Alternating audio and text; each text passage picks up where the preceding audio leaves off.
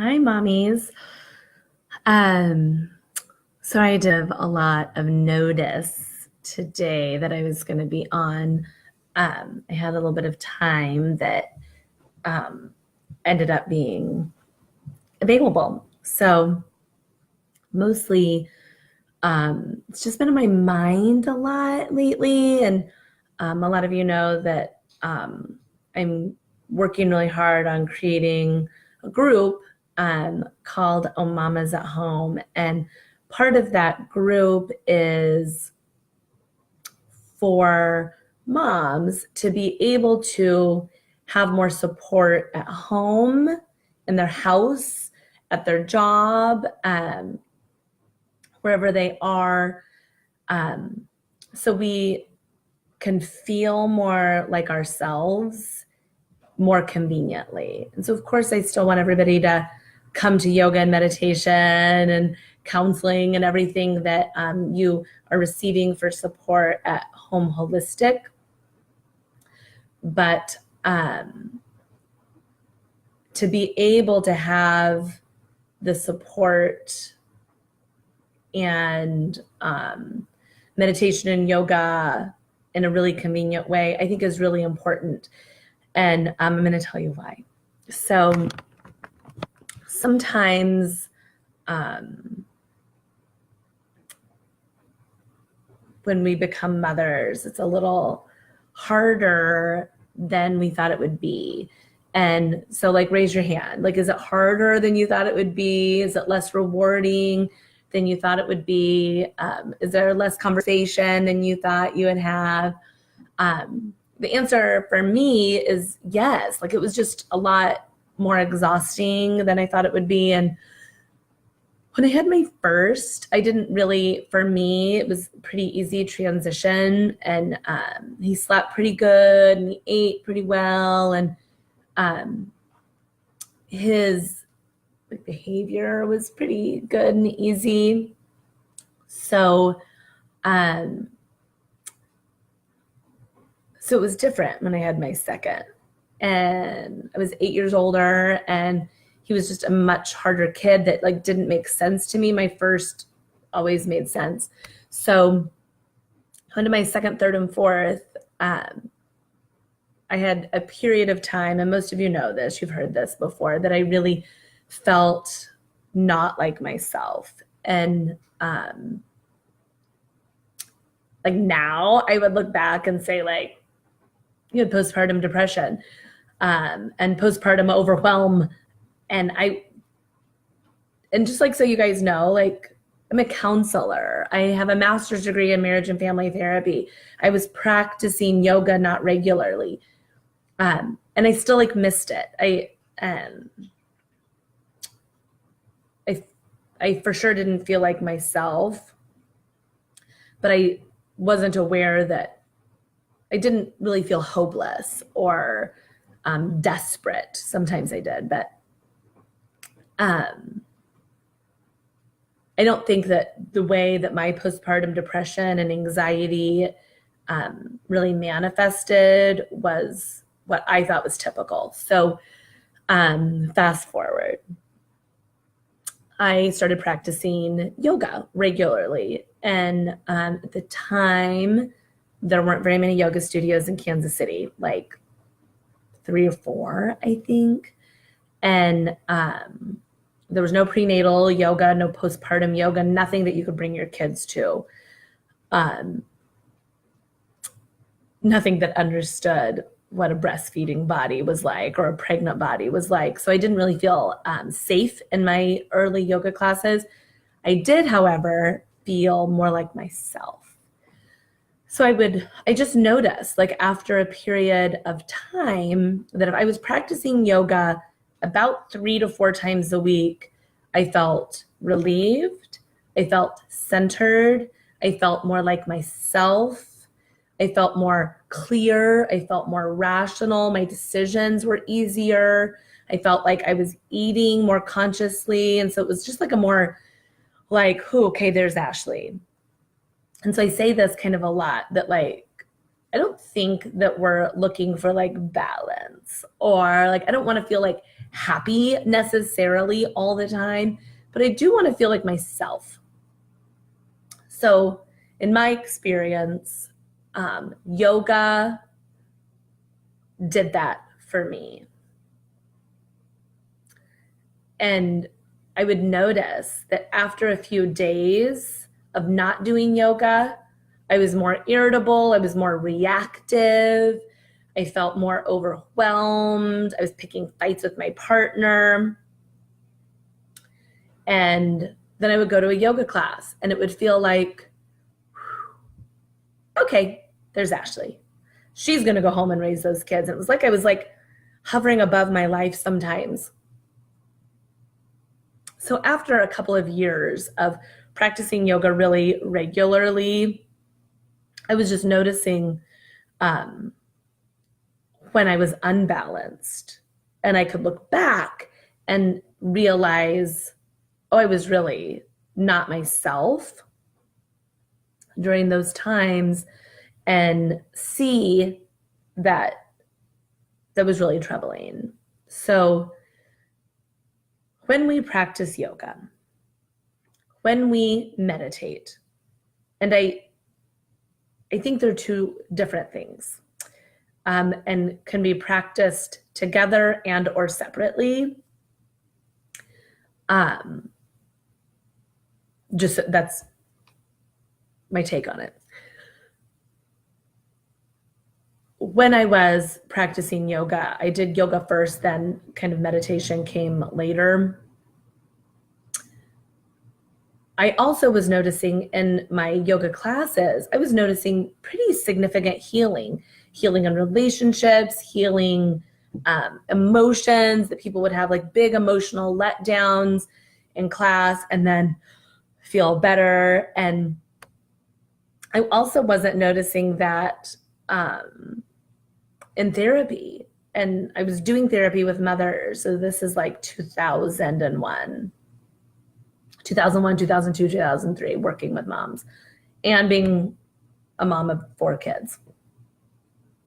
So I was noticing that these women in yoga were seemingly feeling more like themselves, and moms who were in just therapy weren't. It was like the same story. And they like couldn't get out of this hamster wheel. And there was something for me about myself and other women that I was seeing in class that was like they could get off the hamster wheel even for just that hour. So think of that I can feel like this relief, or I can feel like, whew, there's Ashley. Even if it's only for an hour, 3 times a week, I had that memory of myself, of feeling clear, of feeling grounded, of feeling resourced. And because I was doing it 3 to 4 times a week, then my body was like craving it. When I would lose that and I was feeling not like myself and overwhelmed, when I wasn't feeling good, my body was like, go to yoga, sit in meditation. So I did. And I was noticing significant changes. And I'll tell you guys kind of some of my changes. That I'd always had kind of an overwhelming feeling of inadequacy. My sister was fabulous. She was a brilliant singer, and she was also really, really, really, really pretty. She's still really pretty. Still a good singer. But I'm 2 years younger than her, and she was better in school than me. School came pretty easy for her. She was much, much prettier. She was taller than me. She was skinnier than me. And she had all these talents. And I didn't have any of them. And nobody said to me like outright, like, your sister's so awesome. But I heard, hold on one second.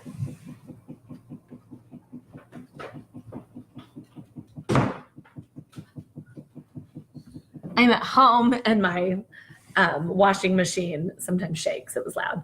Sorry about that. So what I heard by people not saying to me, like, you're beautiful, you're smart, you're talented, is that she's better than you and you're not that great. So I developed a wicked personality, thank God. And, but I was always trying to like work hard and become more amazing, because I think I wanted somebody to be like, you're awesome too, girl, you're awesome. And I just kept like searching for that. Like, you're great, you're better, you're okay, you're as good as her. And in meditation, I realized that I'm completely separate than her. And her abilities and her physical beauty had nothing to do with my abilities or my beauty. I also realized that a bunch of big decisions I'd made in my life, like even going to graduate school, were directly in relation to my sister and her choices. So I wanted to be like more educated than her. I wanted to maybe have more kids than her. I don't know. But many of the decisions I'd made in my life up to that point were inauthentic. And that was pretty overwhelming for me. And that what I wanted was to be myself and to share my heart, and that I didn't give a shit about being an amazing performer, having a voice.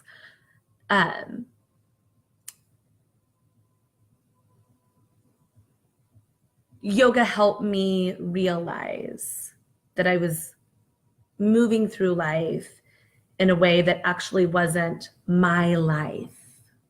It was trying to prove to the world, to my parents maybe, that I am as good as my sister.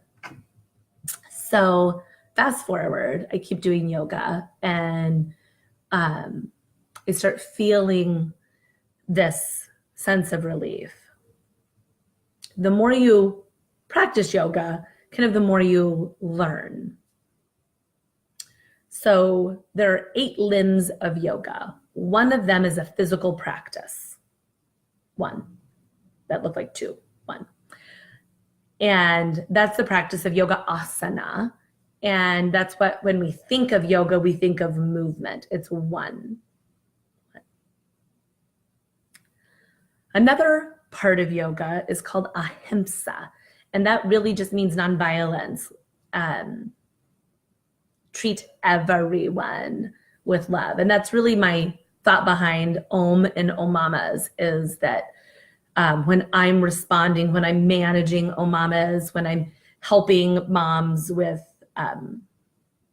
the support that they are needing, that I try to come from that place of always nonviolence with my thoughts, with my words, with my actions. And I also, then you end up doing that with the earth, and you are more thoughtful with your recycling, and you also are doing that with the food you choose and the way it was cared for. And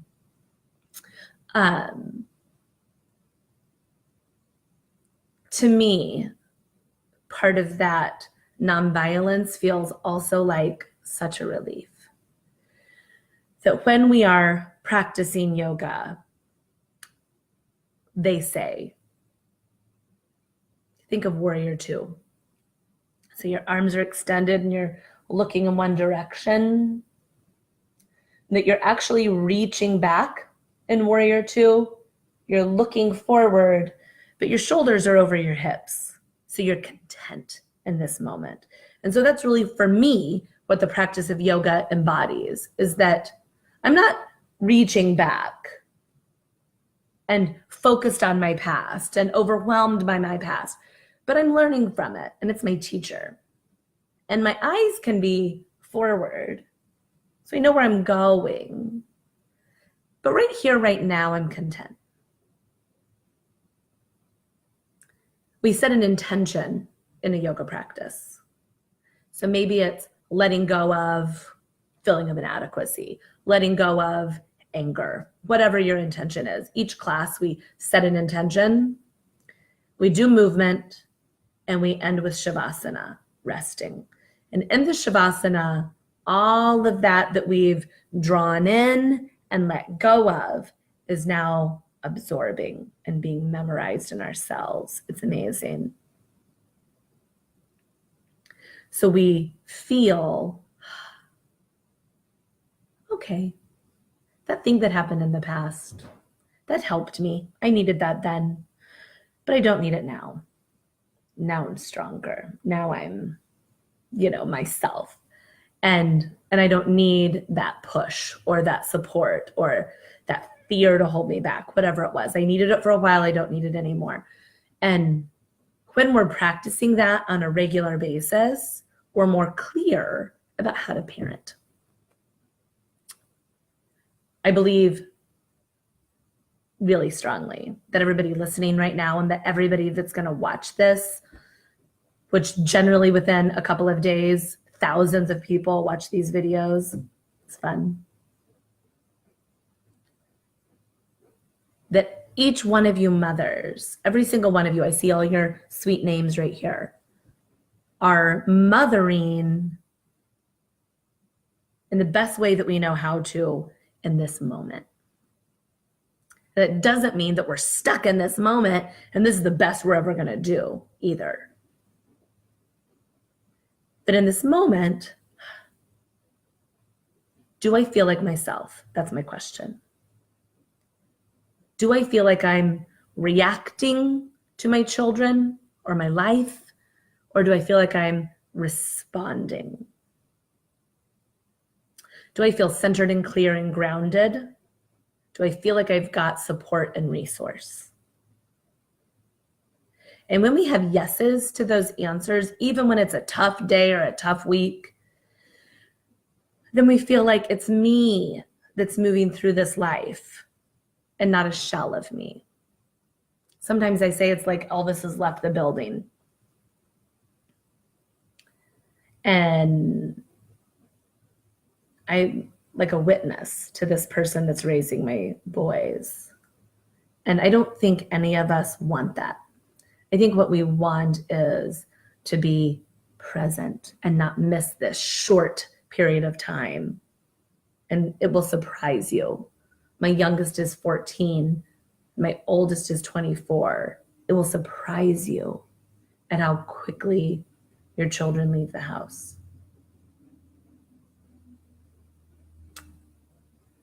That none of us will ever regret getting grounded and getting clear, finding resources, taking a breath, setting an intention, having healing, letting go of what's not serving our highest good so we can draw in what will. That's it. That's the practice of yoga and meditation. Sometimes when I'm meditating, I imagine that there's a bowl out in front of me. And for me, it's always like a white bowl on a white table. It's really modern. And I'm just unloading all my stuff, putting it in, all the things that are taking away in this moment from me feeling like myself. And what are those things? Life, bills, a leaky basement, a furnace that doesn't work. All of those things make us feel overwhelmed, exhausted, unable to cope and respond to our life. And when we're able to cope and respond to our life, we feel like ourselves. And then we make the best decision in the moment and we're present for it.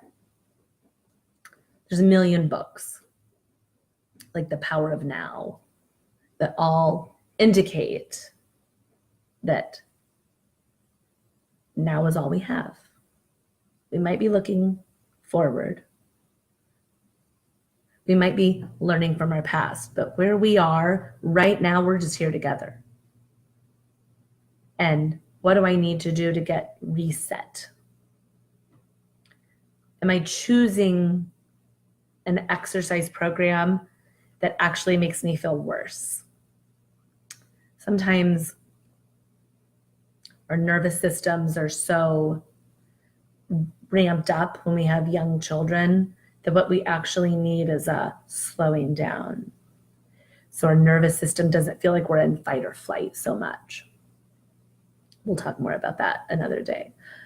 That's a whole hour in itself. So think about the last time that you felt like yourself. And just take a moment. What were you wearing? Who was with you? Who was not with you? Were you inside or were you outside? Can you smell anything?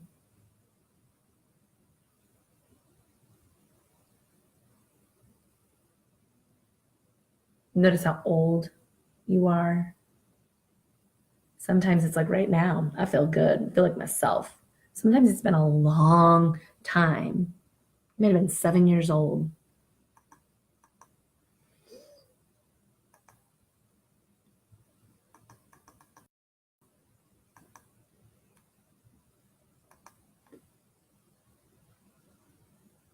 And what's different now, if I don't feel like myself now, than when I felt more like myself?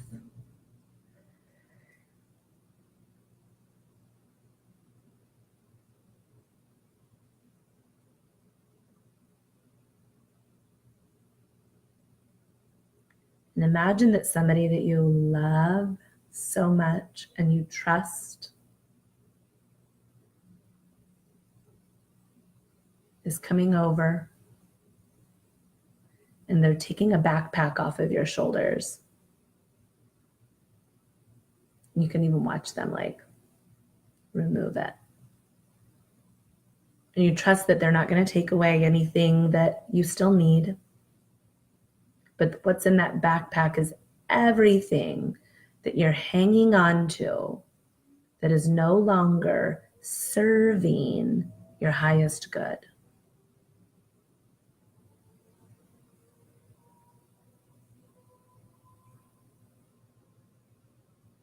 And for some of us, that backpack is really heavy. And once they have taken the backpack off, notice the ease and the lightness and the weightlessness that you feel.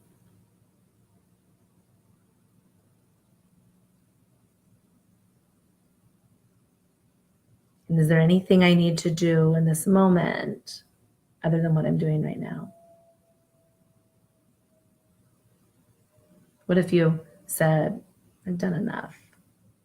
I'm going to rest. I'm going to drink a cup of tea. I'm going to play with my baby. What do you need to do to nurture your soul? When we nurture our soul and treat our body like a temple, we feel like ourselves. And the amazing thing that comes with that, it gives our children permission to do the same.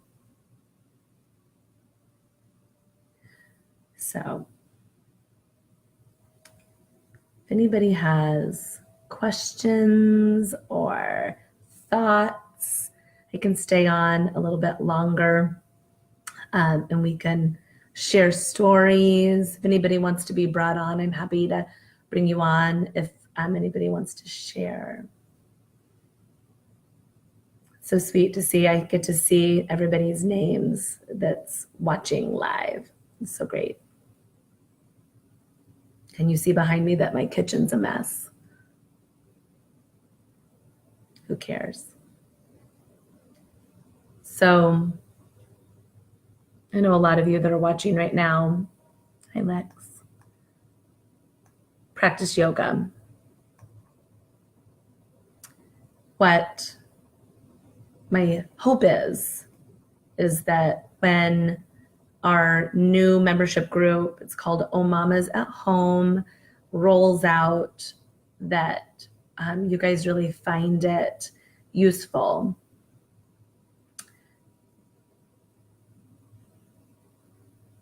Things that will be added to Oh Mamas at Home will be yoga classes, and there'll be a regular yoga class, a prenatal yoga class, a postpartum yoga class. I think there's 4. I can't remember the other one. And there'll be at least 1 meditation to start with, and then I'll add more. But November 1st, you'll have all of those things available. And then live videos will all be stored there, not in Oh Mamas anymore. And then I'll do also monthly support calls. And those monthly support calls are on Zoom. And anybody that's in the membership group will be able to get on the call and share and receive like group therapy. So,